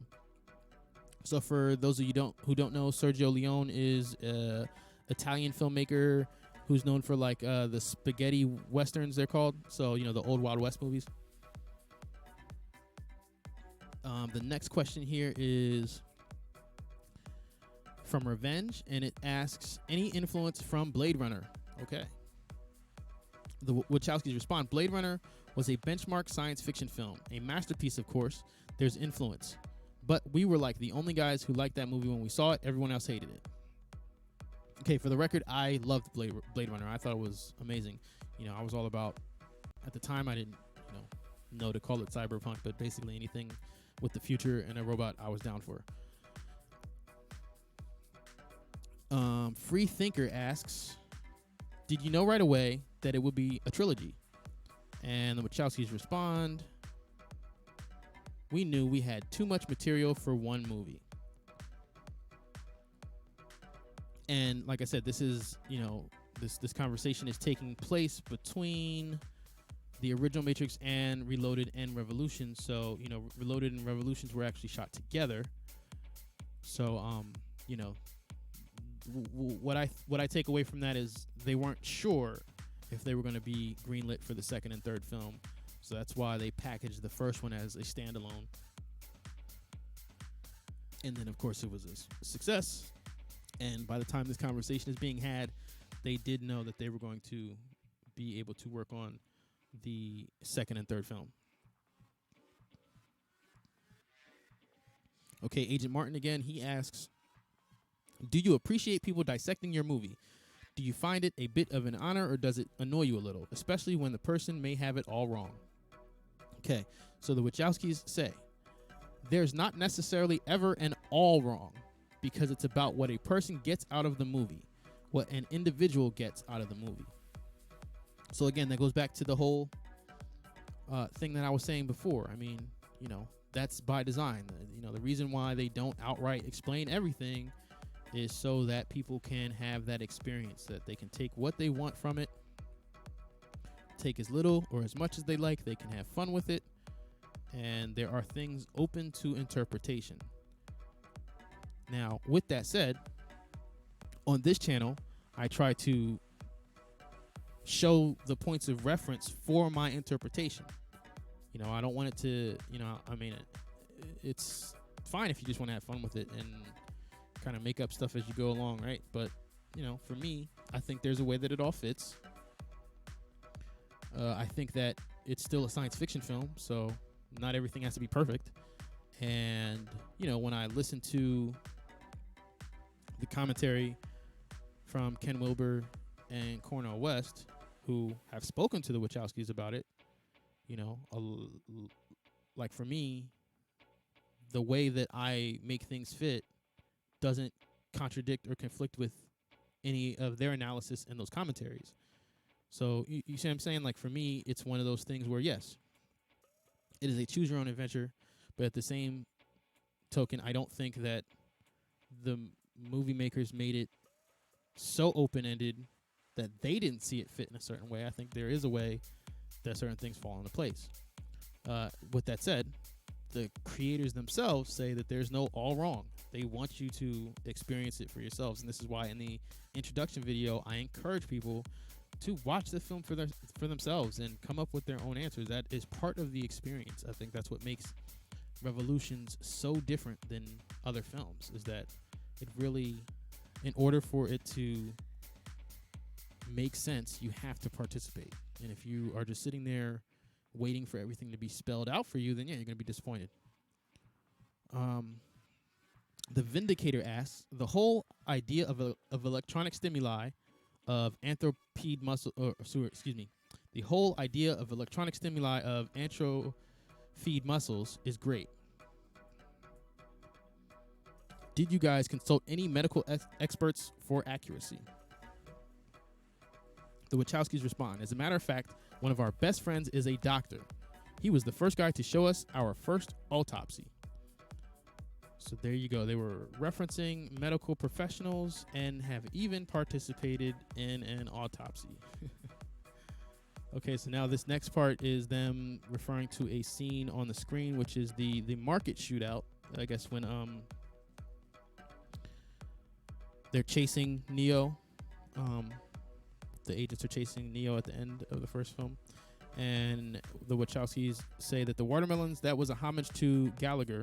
And on the TV, when Neo goes by, there's an episode of The Prisoner. So in that last live, I mentioned The Prisoner.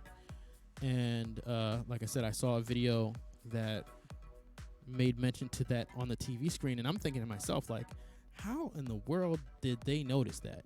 And this might be how. I mean, that's what I'm saying. Like, this is, a chat that's archived. Like I said, the whatisthematrix.com website isn't what it was. Like, it's not there anymore. But, I found it. So that would explain how other people will know what that reference is. Because, it's on the screen for, like, literally a second. Action asks, am I really watching the movie right now, or am I in the Matrix? The Wachowskis respond, take another blue pill and call me in the morning. So they like to have fun with some of these responses here. The next question is from Raw Dog, and he asks, why do you never show Zion?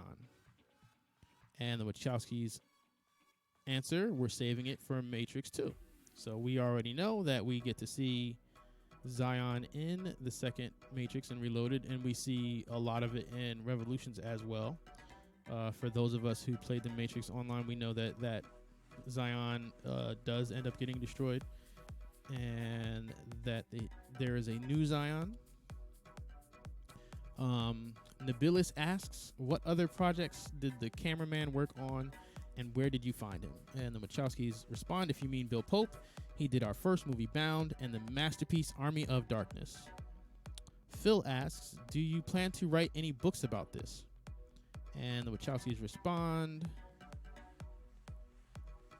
if you, there's a making of book that's coming out later this year. So I actually haven't read that. But yes, there is a book about the making of the films. Okay, so the next question here is from Virtual Matrix, and it says, do you believe one day intelligent machines with AI will actually rule the world? To which the Wachowskis respond, yes, if they don't already. So I think that's funny because, this is, like I said, the year 2000. And now, like I said, simulation theory is a thing. Although I feel like most times I see something about that, it's not about super intelligent machines specifically. It's usually like alien related. But I guess ultimately you'd have to have some type of super intelligent machine to house the matrix processor big enough to control the entire world. Aces Are Wild asks, who invented bullet time photography? And the Wachowskis respond, the original concept was ours, but the technical execution was from a company called Manix. Agent Martin again, he asks, many take the make of the Neb, Mark 3, verse 11, and quote it from the Bible, Mark 3:11. Was this intended, or is it just the make and model of the Neb and nothing more subliminal than that?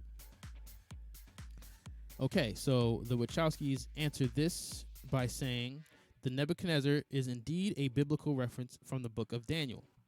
That's also the end of the answer to the question. So I've seen videos where, again, like this guy said, they then, cite that Bible verse. But, like, to me, that pivot is one of those examples where, okay, yeah, you could cite that Bible verse, and maybe even this is something that came, a layer of creativity that came from someone on the Matrix team. Again, there's no all wrong, so I'm not going to say that layer isn't there. But when the creators are asked about it, they don't claim it. So I'll leave that there. Lynn USA says, will you ever tell the history of the Matrix in a novel? The Wachowskis respond, maybe. Again, we already know that was expressed in the Renaissance episode. I don't know if we will get any future prequel installments other than that. I do kind of feel like if the Matrix 4 does well, it'll open up the universe a little bit to, those kind of topics in terms of graphic novels and stuff like that. We'll see how it goes, but they might be passing the torch. In which case, prequel stuff, they do it in Star Wars all the time. It's not off the table. It's something that's definitely possible. Nikki, who unplugged Morpheus, Nikki asks, who unplugged Morpheus and told him about the Matrix? Now, I think this is a good question. Wachowskis respond, we hope to tell that story in another medium one day. So, we have the Miller's Tale, which is a Matrix comic that I actually reference. There's a video here on this channel. Spoiler alert, in the Miller's Tale, you do have a young Morpheus. However, he's still a child, okay? So I always kind of naturally assumed that meant Morpheus was one of the potentials, like Spoon Boy. And, there's nothing concrete. Like, his cameo is at the very end. They don't actually tell us who unplugged him. Now, like I said, with his age, it definitely suggests that he was in the Oracle's class. But we don't ever get shown who finds the kids, right? So with that said, I don't know, or rather, there's nothing in the media that I've seen that actually answered that question or explains that story. So, with all the young Morpheus rumors, anybody who's followed me on this channel knows that I don't believe that those are attached to this script. I would think that would be attached more to the Zach Penn script. But once again, you have the Wachowskis here saying, we hope to tell that story in another medium one day. So the Zach Penn script isn't their story. So I just think that's very interesting. I still don't think that this is going to be, the Matrix 4, I don't think is going to be answering that question. But you do have the Wachowskis here saying that they've already fleshed out that part of the story, at least in their minds or in their notes. So, it'll be interesting to see if that part of the universe is ever actually, fleshed out and fulfilled in some medium. Inquiring minds want to know. Neotech asks, how much of an influence was William Gibson in the production and design of this movie? The Wachowskis respond, we're big fans of Williamson's work. Ronan asks, your movie has many and varied connections to mythos and philosophies, Judeo-Christian, Egyptian, Arthurian, and Platonic, just to name those I've noticed. How much of it was intentional? Wachowski simply respond, all of it. And then the last thing they said here was, sorry we could only get to 1% of your questions. We do appreciate all of your support, and we'll see you in 3 years. So, right, the 3 years thing is why I think that this was actually in 2000 and not 1999. Where I found it said 1999. It could be either or. But yeah, that's all of the transcript there. So I thought there were some nuggets in there. Like I said, most of this stuff is stuff that I had seen or heard somewhere else, but now I knew or attracted to the source of how it was actually attached to the Wachowski saying it. But there was a couple things in there that were fresh and new. So, if you guys have any questions in the chat here, go ahead and ask them. Actually, I stopped, so I'll put the last couple of responses in here real quick.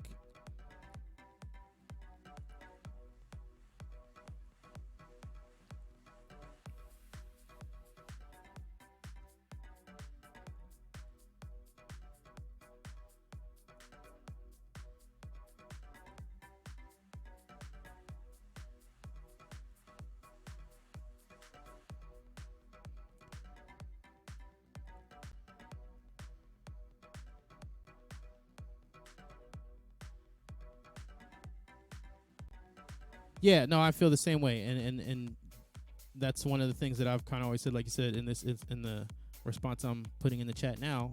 I've been saying this for a long time. Like, there are a lot of different religious references in here. This is all by design. It's not specifically advertising or advocating for any one theology.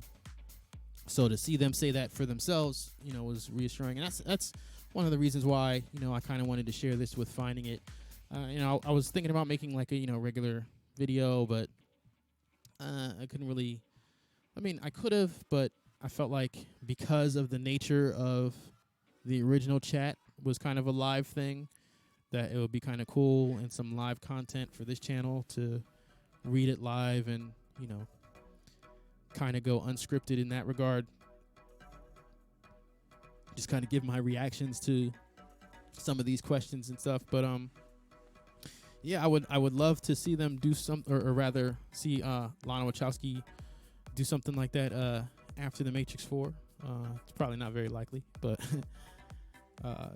yeah, we'll see what goes on. I've been, staying on top of the news and just trying to see if we get any leaked information about where we are in the status of production for The Matrix 4.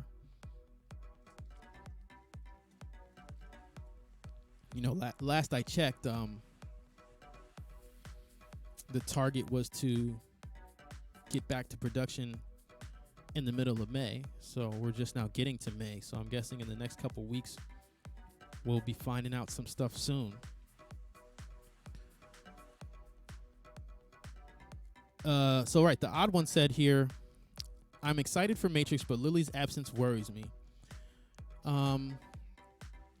Yeah, so I did, when The Matrix was first announced here on this channel, I reported on or read, an article that quoted Lily and, said that she was busy with other things. And that was like the official, on the record answer, right? But, yeah, I think that it's odd. Now, in fairness, Lana finished Sense 8 without Lily. So this won't be like the first time that they're not working together the way that it's kind of perceived. But when you see the different, like I've seen this rumor that Warner was kind of like, okay, well, we're just going to go ahead with the Zach Penn script unless you guys want to jump back in. If that's how things played out, well, then that would be unfortunate. Again, that's just a rumor. There's no like facts or anything to support that. I think I read it on Twitter somewhere, so who knows. But yeah, I think that's an interesting point. I did notice that. Like I said, I reported on it as soon as I saw it. And then you have Morpheus not returning, and Hugo Weaving saying he changed his schedule to return and things are going another way. So there's certainly pieces that, the hardcore fans would like to see a part of this that aren't going to be a part of it. But also, what I would say is that I'm trying to go into this thing with not like a super high expectation. Like for me, the trilogy's done, so now we're on number 4. By the time you get to number 4 in a sequel, you kind of got to lower the bar. I see a lot of people saying things. I've seen articles, this is their opportunity to right the wrongs of the second and the third film. And I've seen people online saying, this better be better than the original. And those are just like unrealistic expectations to me. Like if you're going to go in and say, I need this, this, and this, you're probably going to be disappointed. They're not mind readers, and they're not necessarily going to, even in this discussion, the Wachowskis say you make them for yourself first. They don't really pay attention to the critics in that regard. So, I would say keep an open mind. Thanks, Wolfgar. Shout out to Wolfgar. And yeah, so that's kind of my thing. Like, yeah, for me personally, I'd love to see Matrix Online references. Am I counting on it? Absolutely not. But if they throw me some Easter eggs, I will love it. This is something that I'm not going to say is going to be a deal breaker for me. But if I see characters or little references to the Matrix Online, I will be ecstatic. Yeah, okay, so the odd one said maybe Weaving returns now that the Crisis changed the schedule. And, don't be shy in the comments, guys. I read all the transcript questions, so, the floor is open to your chat now. But, yeah, like I said, he had already moved his schedule. So it sounds like they just wrote him out of the script, or changed the name of the agent or something like that. But he was willing to make it work with the original schedule. And his words were things went another way. So I'm not counting on the pandemic to open up his return. However, I don't rule it out because the pandemic has changed a lot of schedules worldwide. So, if there's now a conflict with the guy who was playing the new agent, if this time, because that's one thing I've always wondered is, has this time given them time for rewrites? With all the things that have been talked about with the San Francisco leaked footage, are they going to take this opportunity to change things and say, okay, you guys think you know what you're going to see, but we're going to flip the whole script on you now. There's time to do those kind of things now.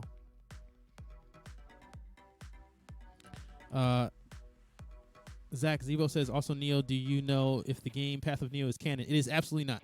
There is a moment you fight Seraph in a movie theater. Will their fight from Reloaded is playing on the screen?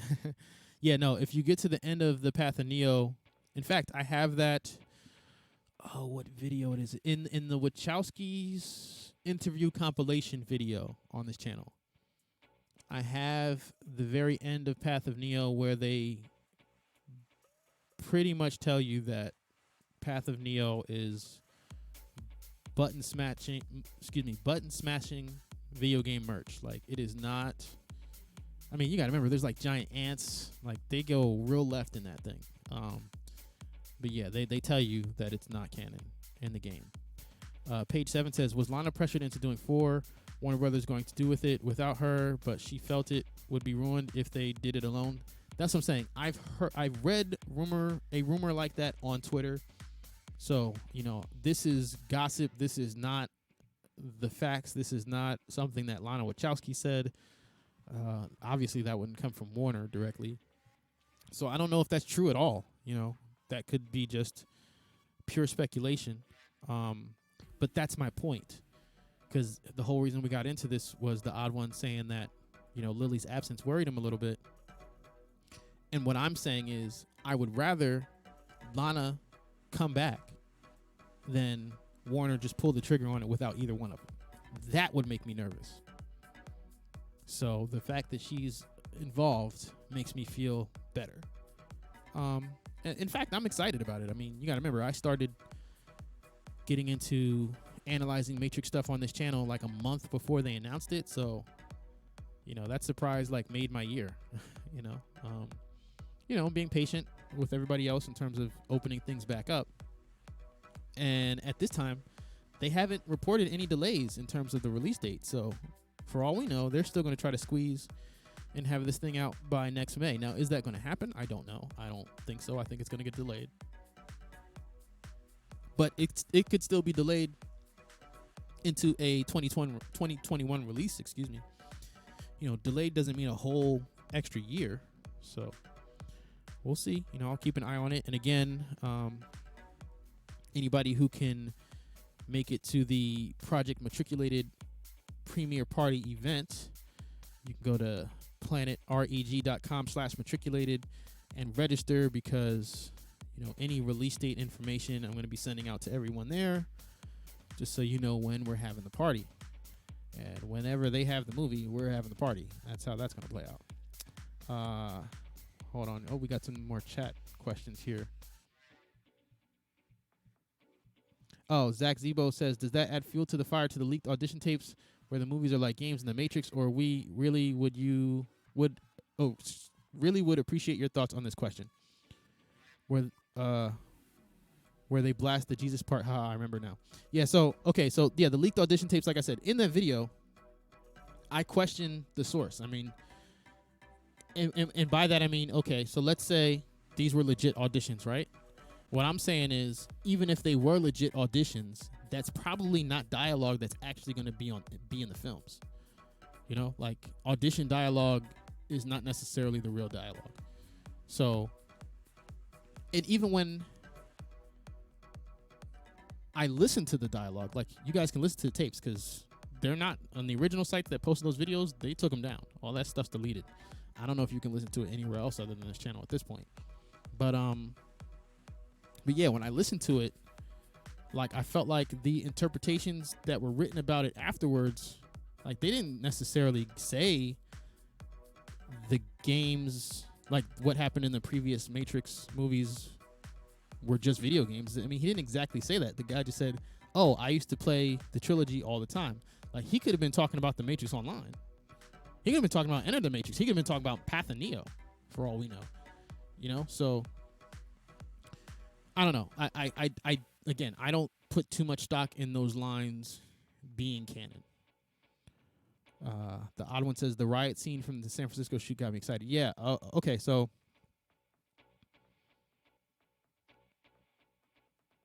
yeah. So the Wachowskis also said in 2015 that coming back to the Matrix sounds appalling. Okay. So I've been looking for that. If you know where that interview is, you could drop that in the comments. Please send me a link, because I've been trying to find that interview that came up in the conversation a couple of days ago. Because again, like you said, I mean, Lily's not in it. So if Lily said that, well, then she's standing her ground, holding true to her word. Back to the leaked footage in San Francisco. Yeah, man. How do I put it? I don't want to put too many implications on what I saw, but my big takeaway was how much black helicopter action we saw, and the Hummers, and just how militarized everything looked. Like, I would love to see a general cameo come out of that, but we'll see if that's how it plays out. But yeah, no, I'd love to see that interview, just to see who said what, because that's another thing about this chat, right? It says the Wachowskis, but it's like a chat, so we don't know who was typing, or who exactly said what. They're speaking as one. Page 7 says this will be darker for sure. I mean, now when you say that, what do you mean by darker?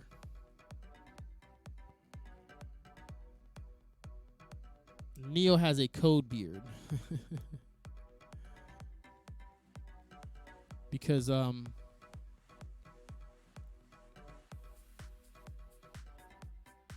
felt like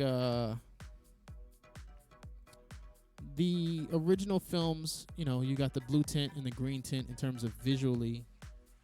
It had a darker hue to it, but when you're talking about like the plot and stuff, I think a lot of people miss, the Oracle.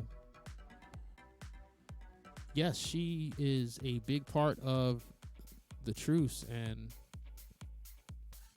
getting to that point of peace, but she was also the creator of the system of control. So there's a layer of darkness that already existed. It was just not overt, at least not for her.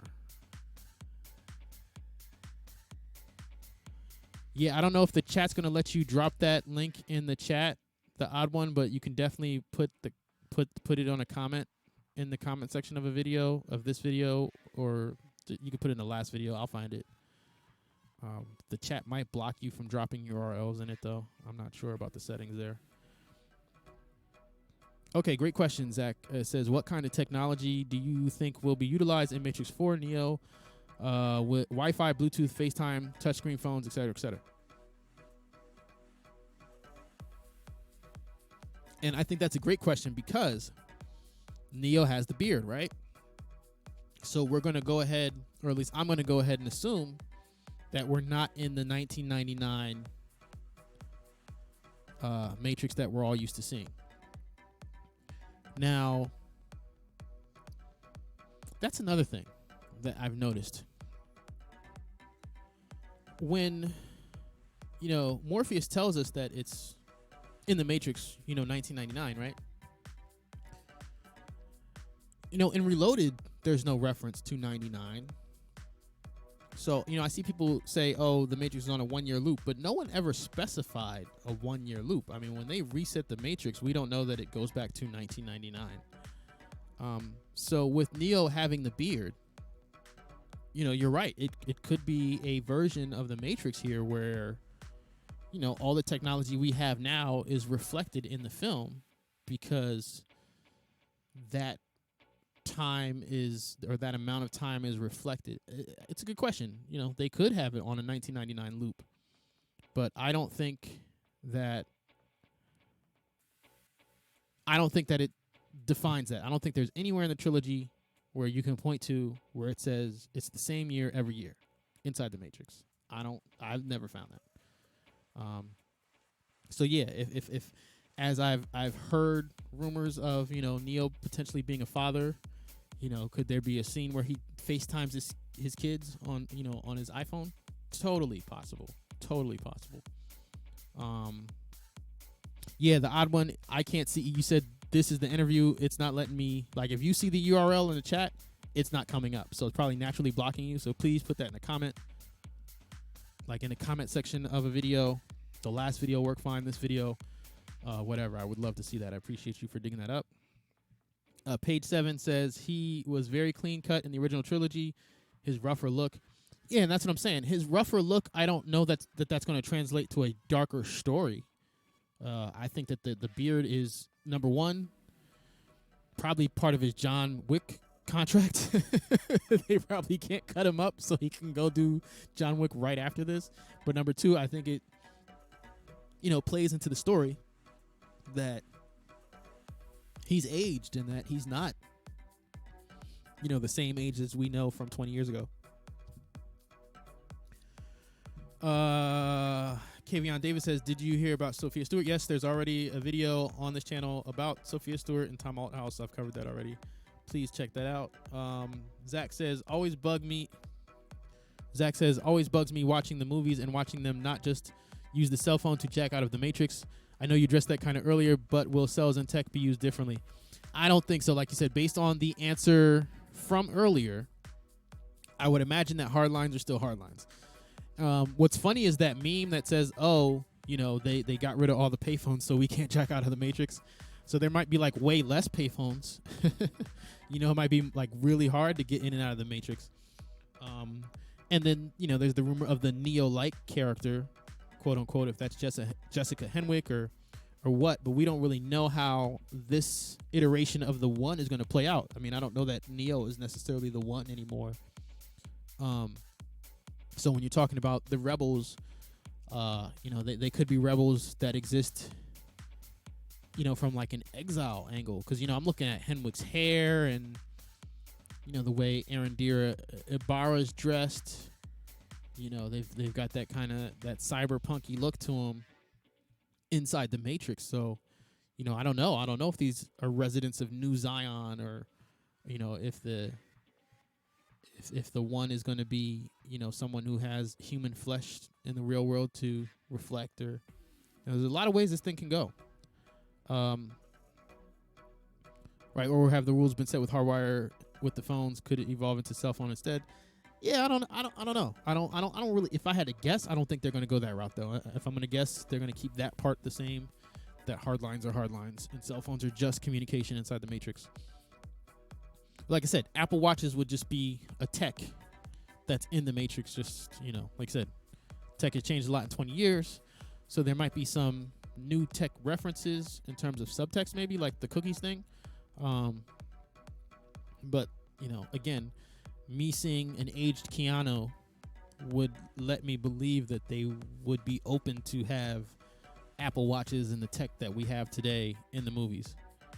Kevion Davis says, anything new villains in new Matrix movie? So, okay, that's a good question. I did do a video on the Agent White rumor, which I don't know if that has any stock to it. The source was really sketchy, but what I think is relevant is the Agent Smith story, because we talked about that a little bit before. Actor Hugo Weaving did make himself available, and he said that they went another way. So I think that there's going to be a Smith-like character. Like, I feel like there's going to be an agent that's corrupt, and that's what I liked about the Agent White rumor, because Agent White was kind of like a screw loose anyway. He was kind of like a creepy agent in Path of Neo. His appearance in the Matrix comics wasn't all bad in terms of being like really mean or vindictive of an agent, but he wasn't a nice guy. Like, he definitely wasn't, straight and narrow like your Agent Johnson. He was definitely more on the mean streak. But yeah, I definitely could see a corrupt agent being a main villain. We also know that the Merovingian is returning. So, we should see some exiles. We can debate whether or not the Merovingian is a primary villain. I mean, he does have an expanded role in the Matrix Online. But like I've said here, I think in the last live, he's not really someone that is considered a threat by the system. Like, the system isn't actively pursuing the Merovingian. I mean, they're not. That doesn't happen in the Matrix Online, and he, caused some trouble. But it's almost like his existence is there, or allowed to be there, to control the exiles, to facilitate a system of control for the exiles. So I'm just not seeing the Merovingian himself being the main villain, if that makes sense. Like, I feel like it'd be more likely that either an agent, a corrupt agent, an agent with maybe some residual Smith virus, which is the Agent Gray story in the Matrix Online. We saw him wigging out and glitching out because he had some Smith virus code left in him. Something like that I could see. And again, with all the black helicopters I saw in San Francisco shootings, I could see the General being the primary villain here. So there's also Kryptos, who was a Cypherite in the Matrix Online. I could see him being a villain. But again, there's nothing that we've seen leaked to tell us for sure who the bad guy is going to be in this thing. So, yeah, Hazel says it would be hilarious, though. Hey, let me jack out with my iPhone 11 Max. Okay, so the odd one says, just found out on Collider, Chad Stahelski and David Leitch T's involvement in Matrix 4 coming back with a vengeance. I have to check out that article. If it's legit, I will definitely make a video for that. And Zach says, haha, I know, right? Or talking into your wrist. Yeah. Yeah, they're like, they would want it 720 PhD. But yeah, actually, yeah. So please do send me that link to the interview, and I'm actually going to go check out this article and see if I got a video about some Matrix 4 news. So thanks, The Odd One, for hooking that Collider intel up. I'll go check out that article and follow up with you guys. Yeah, okay, Zach asked about that video. We're working on that. I wanted to check with a couple guys from the Matrix Online. And yeah, shout out to Vesuvius, our resident Matrix Online curator, and Starshore. There was just some things that I wanted to dig up on her whole storyline before I went into that. But yeah, I can't wait for the Matrix 4 either. Like I said, I will keep you guys posted on any and everything I find that seems like legit news, because, you know, I mean, there's articles that come out every other day, but a lot of it is just repeating the same information. And I want to get you guys the newest and most reliable Matrix 4 intel all in one spot. Again, be sure to sign up for the Project Matriculated VIP guest list, and I will check you guys on the next one.